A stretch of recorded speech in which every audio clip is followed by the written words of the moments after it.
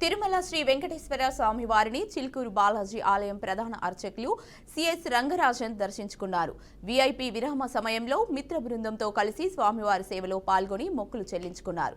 దర్శనానంతరం రంగనాయకుల మండపంలో వేద పండితుల వేదాశీర్వచనం అందించగా ఆలయ అధికారులు శ్రీవారి తీర్థ ప్రసాదాలు అందజేశారు. ఫిబ్రవరి 7న జరిగిన భయంకరమైన దాడి నుంచి నన్ను కాపాడిన ఆ స్వామికి నమస్కరించాలని తిరుమలకు వచ్చినట్లు తెలిపారు. అద్భుతమైన ఆశీర్వాదం స్వామివారి కళ్ళలో అనుగ్రహం కనిపించిందన్నారు.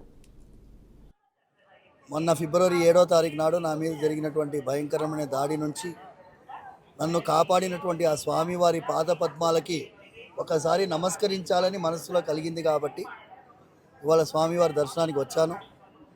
అద్భుతమైన ఆశీర్వాదం, స్వామివారి కళ్ళల్లో వాత్సల్యం కనిపించింది, స్వామివారి కళ్ళల్లో అనుగ్రహం కనిపించింది.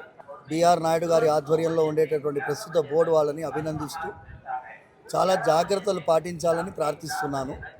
ముఖ్యమైనటువంటిది ఏంటి అంటే ఎన్నో కోర్టు తీర్పుల్లో స్వామివారి యొక్క భక్తులు సమర్పించినటువంటి కానుకలతో వచ్చినటువంటి సొమ్ముని వేరే ఇతర కార్యక్రమాలకి వాడకుండా, ఇప్పుడు రోడ్ల నిర్మాణానికి కానీ వేరే దేనికి వాడకుండా ఆధ్యాత్మిక విషయాన్ని పెంపొందించే రీతిలో, మన ధర్మరక్షణ కోసం పెంపొందించే రీతిలో వేద ఆశీర్వాదాన్ని, వేద మార్గాన్ని ప్రతిష్టాపన చేసే రీతిలో వాడాలని మనస్ఫూర్తిగా ప్రార్థిస్తున్నాను.